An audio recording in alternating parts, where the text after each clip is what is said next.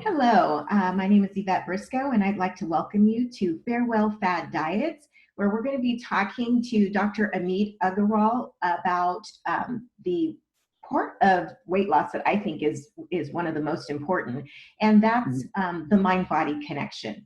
And I'm going to let him introduce himself and tell you a little bit about his background. But the reason that I chose to have him on the show for you today is because when I was starting my weight loss journey, the way that I looked at myself and my self-esteem, the connection that I had to me was off. And so it made it more difficult, more challenging for me to have any successes. And I know with a lot of people, if that part isn't in place, then you either don't lose the weight or you lose some of it, but it comes right back. So he's going to be talking to us a little bit about how we can change that, change how we view ourselves, and actually have our minds help to heal the body and make it so that we are in an optimal place to be able to lose weight. So welcome and thank you for joining us today. Thank you, Yvette, and greetings from Kenya, everyone. I'm a naturopathic doctor and a psychotherapist and a belief systems coach. And Yvette, you bring up a wonderful point about if self-esteem is not healed, then it might be more difficult to lose weight. And there's many reasons for that. One is, okay, when self-esteem is missing, there's a lot of self-doubt. Yeah, and there's a lot of self-sabotaging behavior as well that comes along with low self-esteem.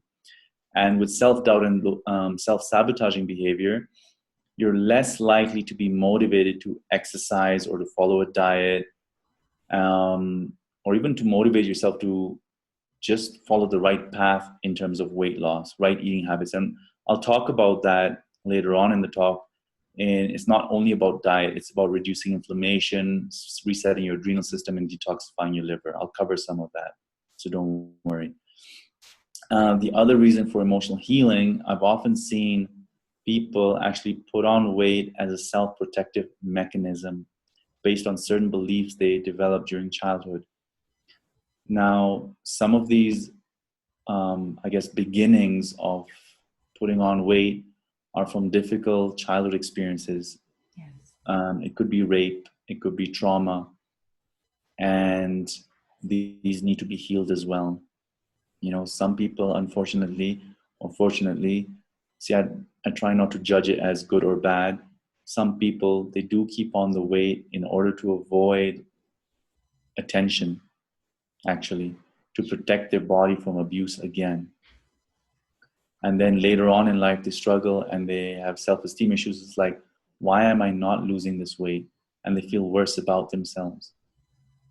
And through a very delicate hand-holding process, I'll work with people to reach that vulnerable side of them that was abused or taken advantage of, or just whatever reason it was that created their need to create a boundary around themselves. And once we heal that boundary, once we give back to that person their self-belief, their self-love, their sense of not being threatened anymore, so they can breathe again, yeah? And when they take that deep breath and they can see the world from that fresh place, the part of them that existed before the abuse happened, then motivation does come back. Self-criticism reduces. And it's like, gosh, I look forward to healing myself. I look forward to taking care of myself because I'm worth it now. Absolutely. What happens is we deny ourselves our self-worth after an abuse, in a way almost to match the abuser, right? It's like we mirror our experiences with our subconsciousness. And I train people how to become aware of that self-sabotage, of that compensation in self-belief, yeah, that comes out of loyalty to that experience. How do we let go of loyalty to those negative experiences? How do we give back to those experiences the energy that belongs to that time?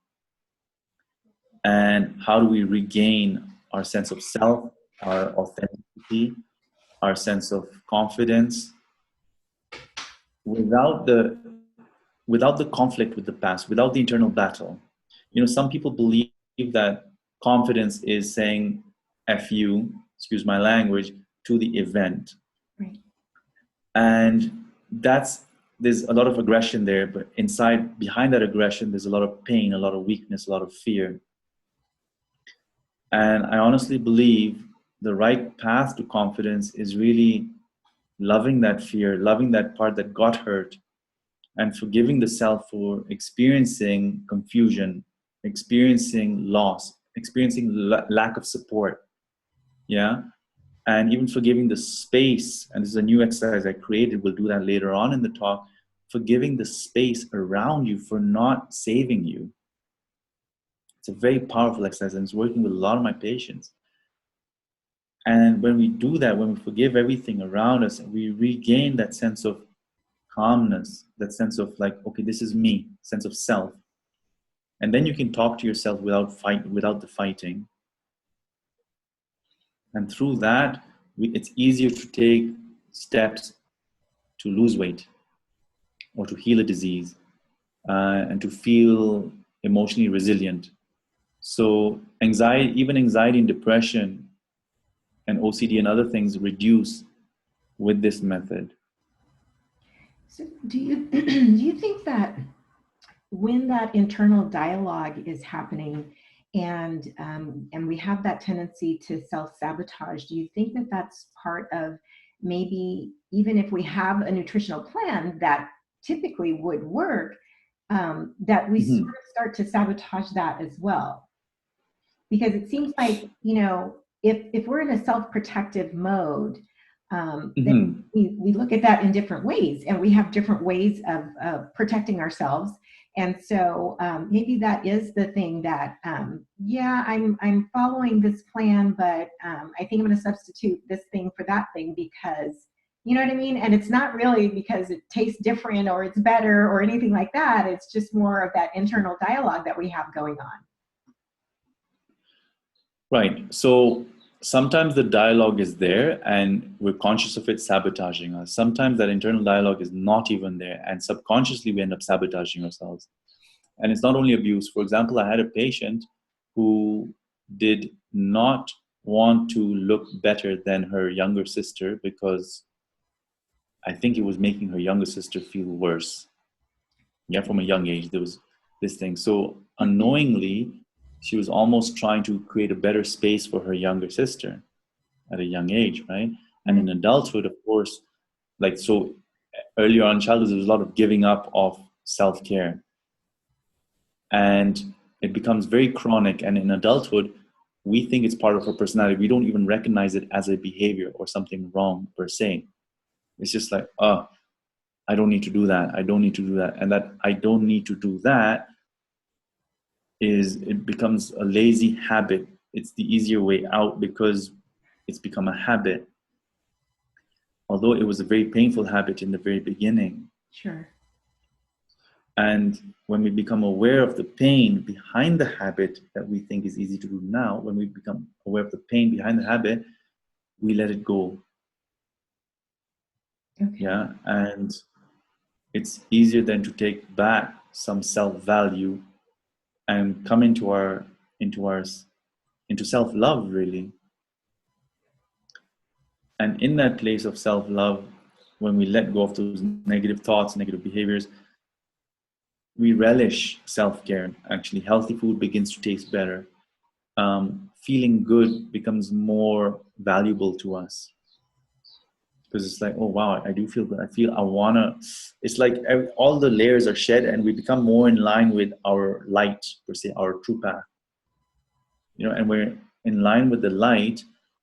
I think nature has a natural tendency to heal itself. When you cut yourself, you heal naturally. Right. Things regenerate in nature. And therefore, I believe when we are in our light, when we have shed away these layers of compensation, of trauma, of negative belief systems, we're more connected to that natural healing response that we have within us innately.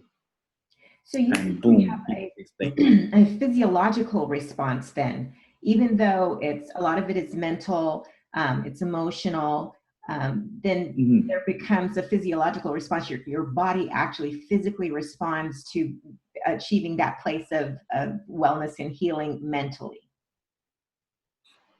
Absolutely. We see it all the time, actually, in normal medical cases. For example, somebody who gets stressed gets an ulcer. There's a physiological response Right. because stress actually, shallows your breathing, and your diaphragm does not move up and down as much, and therefore your liver is not massaged well enough. So your liver is not detoxifying.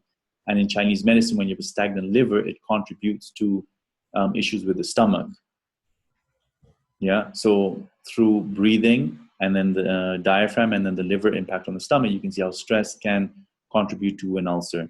That's like a general explanation. It's not the exact scientific method, but sometimes science doesn't have the right words to explain what Chinese medicine explains. Yeah. Sure. Now, the other thing is when you are stressed, when you see a lion or you met with bills and stuff like that, you get this fight or flight response, the stress response, and you make adrenaline. Now, so through an external experience, an external emotion, you get a physiological response. Your adrenal glands produce adrenaline. Now, imagine if you're traumatized or you grew up in a very difficult home where there was no safety or whatever, your adrenal glands are always in fight or flight response. And they develop a pattern of overcompensation. And so they become vulnerable or weaker over time in adulthood. And these beliefs that set in during childhood, they remain in the subconscious during adulthood. Yeah, and those beliefs were driving your adrenal system in a certain way during childhood, and they will continue that effect on your whole physiology in adulthood. And so people who are very stressed and went through trauma, they're more prone to adrenal exhaustion and low thyroid function.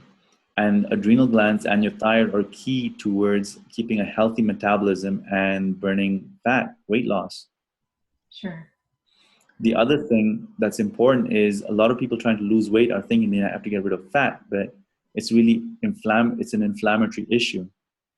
And so people who are stressed have higher cortisol levels or imbalanced cortisol levels. And with many of my patients, I actually see more water retention than a fat issue. Right. Yeah, and when we reduce inflammation using special herbs, homeopathics, working on the liver, and I walk people through that, then we reduce inflammation in the body, and therefore we have less water retention and less cortisol imbalance. And so losing weight is much, much easier when you deal with inflammation. Yeah. So it's not only about eating less or things like that. Yeah, we got to target inflammation. And now that's from inflammatory foods, as well as, like I said, I'm just going to repeat myself a bit so listeners can get clear about this. Sometimes, so weight gain is due to inflammation from the foods we're eating, which causes a cortisol imbalance and therefore also water retention. And also trauma creates adrenal fatigue and low thyroid function.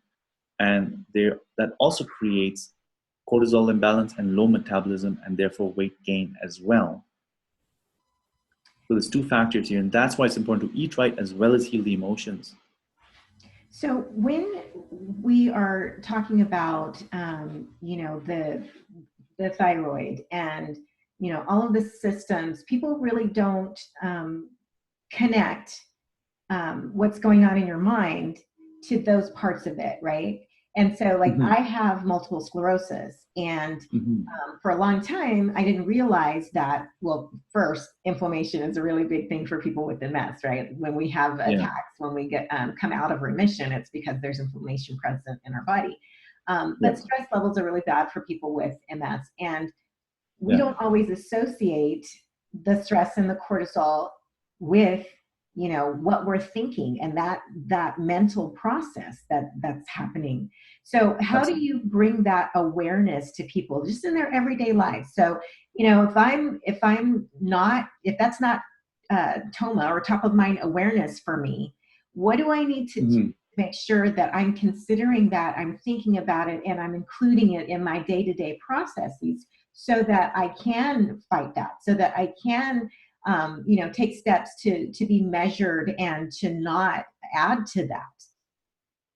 Beautiful question. Okay, so I'm going to answer this there's two angles to this, okay?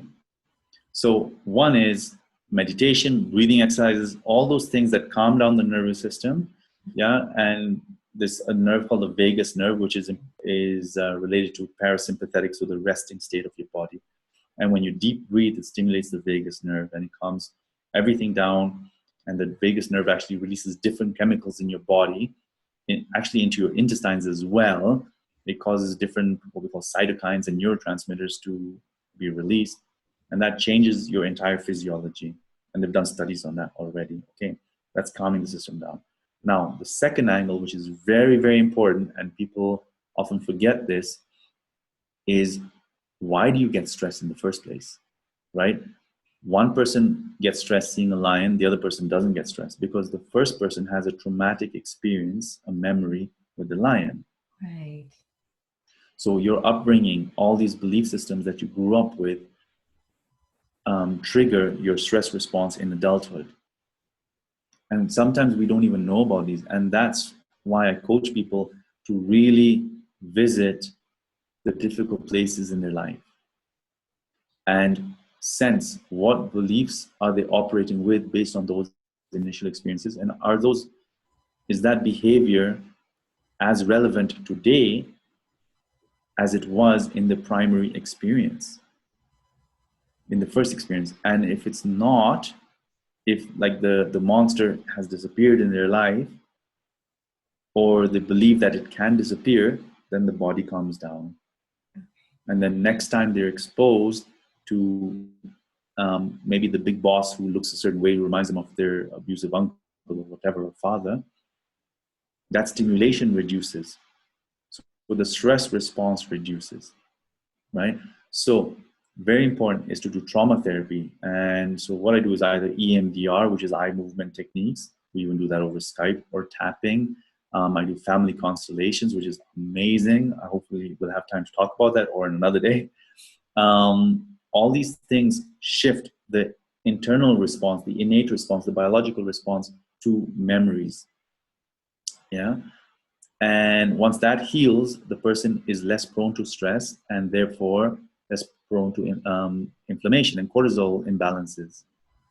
So one is actively calming the system down. That's meditation, breathing exercises, some exercise, physical exercise, yoga, and all that. The second one, very, very important, is to heal the trauma. Extremely important. Now, a lot of people, and hopefully we're going to be able to get rid of some of these myths as the series goes on, but a lot of people believe that, you have to go and spend 4 hours in the gym in order to be effective with your exercise program and stuff like that. And so then when they don't see this tremendous response from their body that they were expecting because of all the hours that they're putting in, I think that causes even more stress, because they have a sense of failure and a sense of desperation and all of these things. So when they're feeling that, they're still generating cortisol, aren't they? Absolutely. Like the adrenal system is basically shutting down. Like, see, the cortisol response changes depending on the level of adrenal fatigue or imbalance. Yeah. Initially, there's a higher cortisol. Eventually, sometimes the levels are too low because we're just burnt out completely. And during burnout, of course, then you don't have enough metabolism, enough fire in your system to burn fat, right? So there's many factors that one needs to deal with. And so if you're gymming a lot and you're not getting results, look at, are you eating inflammatory foods? Have you detoxified your liver? And you'll be putting a link on the free gift they'll have on how to detoxify the liver and things like that. Then, what is the benefit of a low metabolism or not losing weight? Are you safer in your neighborhood, for example, in a certain way with this much weight on you? It could be genetic. There could be other explanations to it. And the key thing is to forgive yourself first, because self-love is really the deepest healing one can begin with. And through self-love, we begin to choose what is right for us at the right pace. Because if you exhaust yourself with nervousness and self-criticism and all that, metabolism goes down, you're going to feel crap, you're going to get depressed. And with depression, you're going to be less motivated to exercise, less motivated to eat right?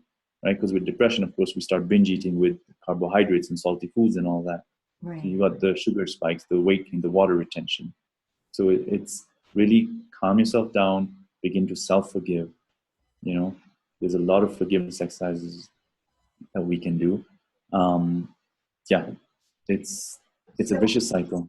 how does that work when, you know, at my largest, I was 230 pounds, and I'm kind of short, 5'4.5". That half is important. And so when I would look in the mirror, right, it didn't matter if I had great self-esteem in every other area of my life. When I looked in the mirror, I wasn't pleased with what I saw. And I was squeezing into a size 18 because I didn't want to buy clothes that started with the number 2 unless that was it. It was just a 2, right? So I should have been in a 20, maybe a 22, but I refused. And so I'm squeezing into these size 18s because I have a psychological block on going to that next higher number of clothes. And so if it's that important that we, you know, heal the mind in order to get to the body healing, but I have evidence in the mirror of where I'm deficient, how do we start to change that kind of mindset? You know, like how do you stop what's happening with the eyes and start the you know, the mental conversation instead? Because that's really hard to do. May I ask how you lost that weight first in the first place? Well, I'm very curious. And then I started with nutrition, you know, changed the way I was eating. And I had an orthopedic surgeon tell me that if I didn't lose the weight, that he was going to have to do total knee replacement surgery on both my knees while I was still young. And it was really hard for me to do things with my children. I'm a single mom with that much weight on me. I had asthma attacks all the time. Just had a lot of physical stuff going on. And so I started with nutrition. A lot of people. Then added some exercise. Yeah. Yeah. So people, yeah, you can have high self-esteem in many areas, and maybe you are not happy about your weight. It doesn't mean being in denial and saying, hey, you know, I should be happy about my weight. And that, you know, it's like a catch-22. Some people think it's like, how do I say it? They blame themselves for not being happy about their weight. But there's no shoulds in life, you know. Don't feel pressure that, oh, I'm happy about everything and I should be happy about my weight. Why should you be happy about your weight? I know I'm kind of saying what opposite of what I was saying before, that you should love your weight. I didn't really actually say that. It's more like forgiveness, self-forgiveness. The key thing is stop criticizing yourself first, yeah? Okay. And you can say, you can look at it as a positive aspect. Look, if I lose this weight, I'm going to feel healthier and happier. Because if you look at what you want to achieve rather than where you're stuck at, you'll create the steps to get to where you want to achieve. So for example, it's like, okay, if I'm healthier, if I lose this weight, I'll be healthier and my knees will be better. Then I'll be motivated to say, okay, you know what can I do? I can change my diet, I can exercise, I can reduce inflammatory foods, which is a very different mindset from saying, shit, oh, excuse me, sorry, I look horrible. I look horrible, and just ruminating on what's wrong. Because in that mind space, when we're ruminating on what's wrong, there's no space in the mind of solutions. And that goes hand in hand with the law of attraction, right? If we focus on what's wrong, there's actually no mindset of having solutions, so we never manifest what goes right in our life until we think of what's the positives of losing weight. Yeah? Where will I end up? How will I feel in the end? Yeah? I'll have less pain. And we're more motivated to, I know I'm repeating myself, but it's just, I want you to get the difference between rumination and self-criticism versus looking at positive aspects of where I want to get to. Now, there are some extremes where they put in the magazines, you know, like skinny people and all that stuff. And that's very damaging to people's self-esteem. Yes. And, you know, like they've done studies where sexuality is actually not better with good-looking people. You know, that's a very mistaken concept in our mind. You know, obese people, overweight people, or even not imperfect people have wonderful, wonderful sexual experiences, right? And use this knowledge to also give away those images of like very skinny people in bikinis and stuff and say, hey, you yourself deserve health, whether you're obese or, you know, not super perfect. You deserve a good life. You deserve to feel healthy in your body and light and just active. Start from there. Don't start from I'm not good enough and I need to do something about this not good enough, because that itself is very damaging to your progress. Right. It's a bit convoluted, but psychotherapy is convoluted because it's working against people's normal path of thinking. Sure. You know, we go into these things of thinking that we assume are the real way or normal way of thinking. And that normal way of thinking has been created by indoctrination and magazines and society, and we believe this is the right way to think, and it's like completely not congruent with our spirituality, our normal spiritual essence. So what if that makes a lot of sense. But what if what's happening or what's giving us that resistance to picturing ourselves in a different light is external? So if I, walk to the corner store every day and there's somebody who's outside who, calls me the fat chick, then, I'm going to even like, where are my shields to block that when I'm encountering it? Because we live in the real world, right? We can't just completely avoid those external influencers who say and do things that make us feel bad about ourselves. So, I mean, we've already established the importance of the mind-body connection. So how do we put up a shield to be able to stay, especially once we get to the point where we can see that, where we've started recognizing it and incorporating it in what we're doing? How do we keep that progress and that momentum if we have external people or things that are trying to pull us back? Okay. Let me meditate on that for a moment. So when we are attacked by external influences, I cannot stop that attack. I don't even know, who can change that person's mind. Now, one step to do is to recognize the lack of education in that person's mind. Yeah, lack of compassion. And Marianne Williamson, wonderful, wonderful lady, she wrote, what's it called? She studies the Course in Miracles and stuff like that. And she says, just pray for the forgiveness of that person. And based on that, you actually, you create an energetic cycle that creates a lot of healing in your own life. So a lot of abuse comes from a lack of education in that other person's mind, in the abuser's mind, verbal abuse. And one person might say, well, that's just comforting myself. There's nothing wrong with comforting yourself. Also just becoming aware that they are not aware of your situation. They've never walked in your shoes. They don't know that you were traumatized or you had to hide your beautiful self. Yeah. Forgive them for that.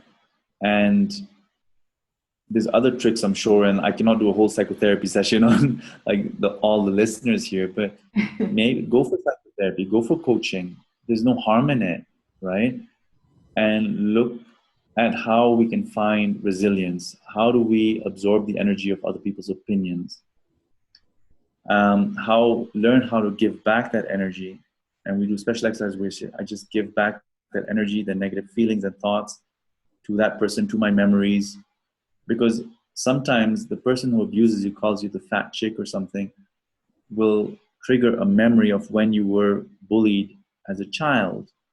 And so you'll get that feeling of small based on your childhood memory. And when we heal that, sometimes this other person in adulthood, when you're an adult, this person calling you the fat chick will actually look like an idiot or an uneducated person. You'll be like, wow, man, and it won't affect you as much. So I'm not saying that's the solution for everything, but I really think it's important to work on childhood trauma in order to create resilience in the adult. Okay. It really works. I mean, I've seen it over hundreds of patients. Like, it really works well. So once we have gotten to that point, right, where we're comfortable with ourselves, even though we haven't reached our destination, but we're comfortable now with the journey, and we started the process, we started the self-healing, and we are seeing progress from that. What do we need to do to sort of step that up? Because you hit these plateaus when you're doing the same thing. And I'm going to assume, and correct me if I'm wrong, but I'm going to assume that you can hit a mental plateau just as much as you hit a physical plateau. So what do we need to do to prevent that, to sort of head it off at the pass so that we don't have to experience that? Because hitting plateaus are, those are almost depressing in and of themselves, and you feel a little discouraged when it happens. Absolutely. So hitting a mental plateau can be multiple reasons. One is like literally physical burnout. Your adrenal glands are completely burnt out, and maybe you need herbs like rhodiola or ashwagandha, depending on what your naturopathic or herbalist prescribes. And when we heal the adrenal system and your metabolism, just your energy, your mentality picks up again. Okay. Hitting a mental plateau as well, it's important to hire a coach. Plain and simple. You cannot do everything yourself. Hire a coach, invest in that. It's worth it. They'll save you a lot of trouble in the future. We need people around us because unfortunately society nowadays is quite fragmented. Yes. And if you lived in communities that are more supportive and more loving, weight is not such a big issue. I mean, I live in Kenya and I see a lot of large people very happy and like not even no self-esteem issues actually. It's just like, gosh, in fact, in some cultures, the bigger certain parts are, the more beautiful the person is. Right? Right. It's a sign of vitality and health and just prosperity. Wow. So it's really working with a coach and undoing certain beliefs and understanding that you are borrowing a belief system from indoctrination and generations. And it's your responsibility to become aware of what you are borrowing and become aware of your individuality, of your individual spirit, and understand that your individual spirit is amidst a society that has a lot of influences. And I believe it's your responsibility to really recognize influences, indoctrinations, common beliefs, and notice if you're borrowing from them, being influenced by them, and forgiving yourself for being influenced by them, and begin to allow the vulnerable part of you to live amidst the society and not be so washed over by their opinions and things, because the people in society are lost, very lost. I mean, they're no more intelligent than anyone else out there. They're like sheep following what has been put in magazines. Yes. Literally. Yes. No one really thinks for themselves. Yeah, they just follow the opinion that's either from magazines, from the media, from TV, or from previous generations. And in previous generations, some of the thoughts were created by people no more intelligent than you and I, and yet their beliefs have been passed down as truth. Bizarre. Right. I mean, female circumcision was like a truth, a reality in certain cultures here, and now people are stopping it, pushing it away. But at one point it was a necessary thing to do, and now a lot of people are fighting against it because they realize, I don't know, maybe it's not the right thing to do for certain people. And so in the same ways, there are beliefs that are permeating our minds in the collective consciousness that are destroying love and harmony amongst us all. And it's time we as a society, everyone just recognize that some of these belief systems, they don't belong to love and spirit anymore. Right, right. So if we could give the listeners 3 steps, they're coming from a place where, they've reached the end of their rope. They know that they can't continue the way they've been going. They're Mm. ready to commit to losing the weight. Mm. So they're, ready to commit to becoming healthy and changing the lifestyle. What's the Mm. first thing that you tell them to do? Honestly, reduce inflammation. I know this talk is about emotions and all that, but the first step for weight loss, reduce inflammation. Okay. Wheat, dairy, coffee, all those inflammatory foods, and then heal the gut. And in my online course, I talk about how to heal the gut. And then the second step is detoxifying the liver. Because remember, toxins create inflammation. Right. And your liver is in charge of your hormones and digestion and many things and enzymes. And if your liver is stagnant, forget it. It's very difficult to lose weight because your liver detoxifies your body.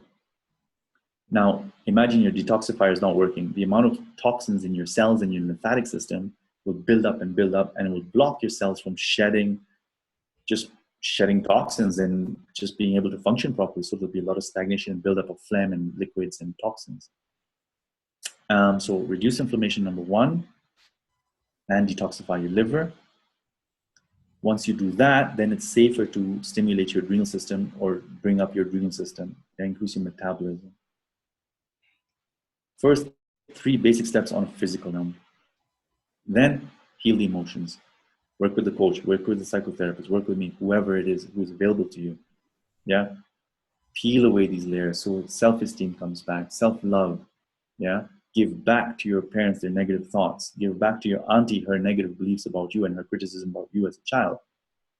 Yeah. Those don't belong to anyone except that person at that time. Then they'll be more self-returning. Then life will just become better. You'll choose different things. You'll meet different people. You'll have better friends. You'll choose different friends, literally. Right. Based on how you feel about yourself.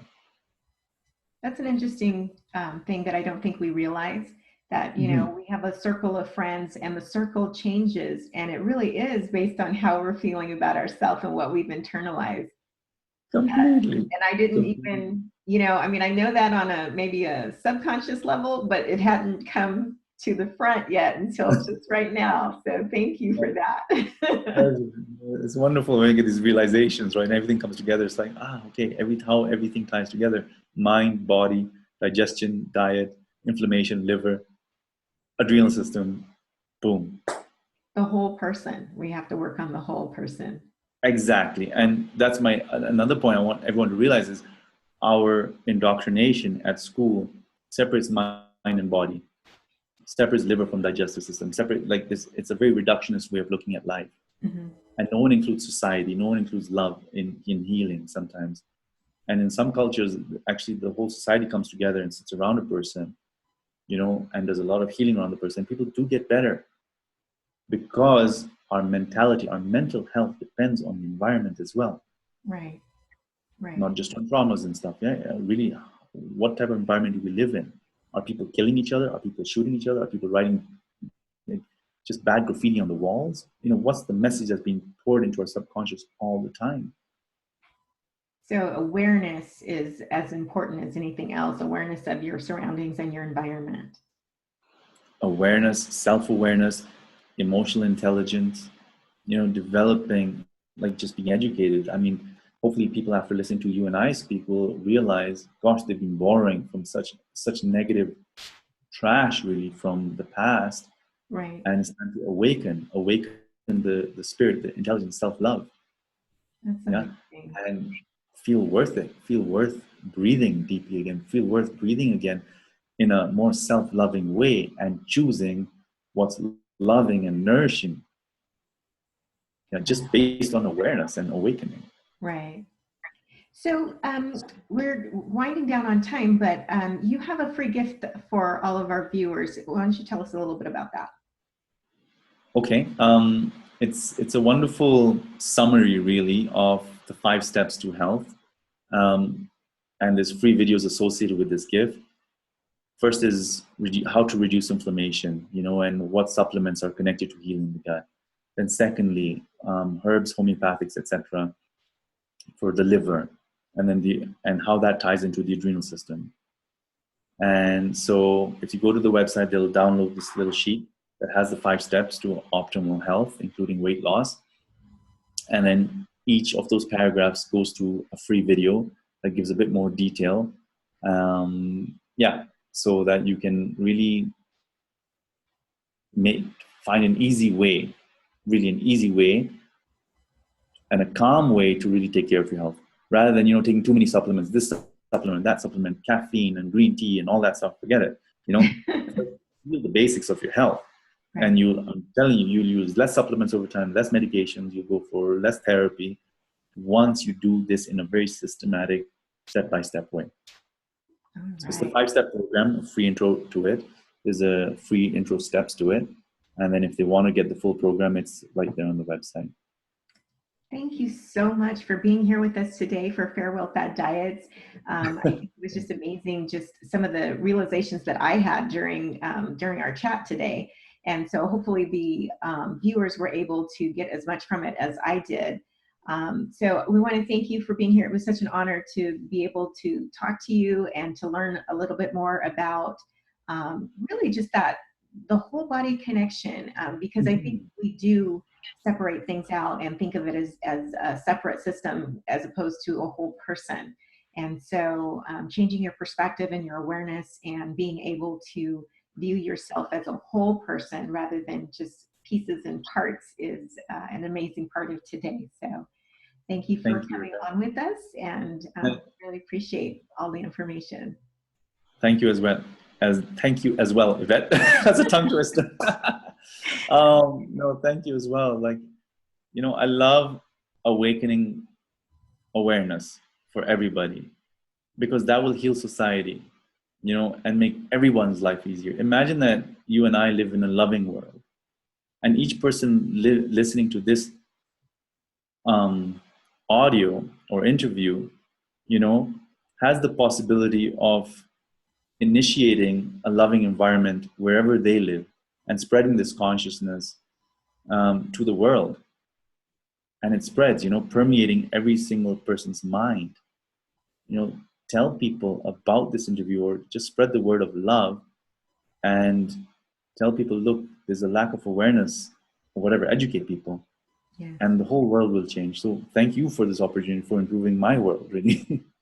All right. Well, we're looking forward to hearing more from you. All right. Okay.